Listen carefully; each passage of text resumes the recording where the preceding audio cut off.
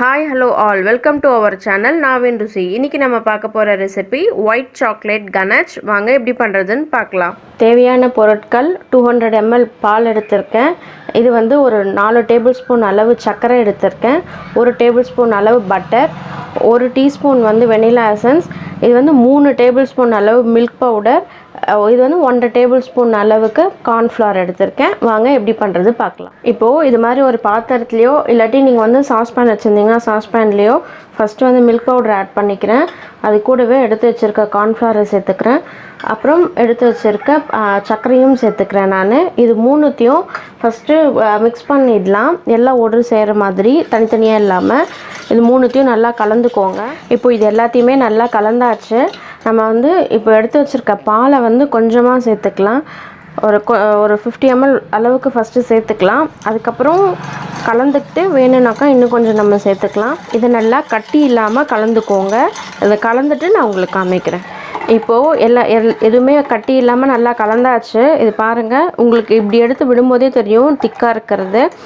அதனால் நான் இன்னும் கொஞ்சம் வந்து ஒரு 10 ml அளவுக்கு பால் சேர்த்து நல்லா கலந்துக்கோங்க.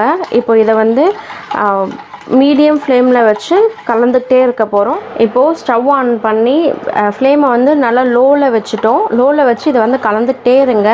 இது நல்லா கெட்டியாகிற அளவு கலக்கணும். இதை வந்து நீங்கள் கேக் மேலே ஜஸ்ட்டு போர் பண்ண போகிறீங்கனாக்கா லைட்டாக திக்கான உடனே எடுத்துடலாம். இல்லை நீங்கள் டெக்கரேட் பண்ண போகிறீங்க, இல்லை நேம் எழுத போகிறீங்க அப்படின்னாக்கா அதுக்கேற்ற மாதிரி அது இன்னும் கொஞ்சம் வந்து திக்காகணும். நான் உங்களுக்கு அது எப்படின்றத காமிக்கிறேன். இப்போது இது இந்த அளவு இருந்தால் போதும். உங்களுக்கு வந்து போர் பண்ணுறதுக்கு கரெக்டாக இருக்கும். இதே வந்து இன்னும் ஒரு 2 minutes லோ ஃப்ளேமில் வச்சு கலந்தீங்கனாக்கா இன்னும் கொஞ்சம் கெட்டியாகிடும். அதை வந்து நீங்கள் மேலே ரைட் பண்ணுறதுக்கு வச்சுக்கலாம். இப்போது ஃப்ளேம் ஆஃப் பண்ணியாச்சு.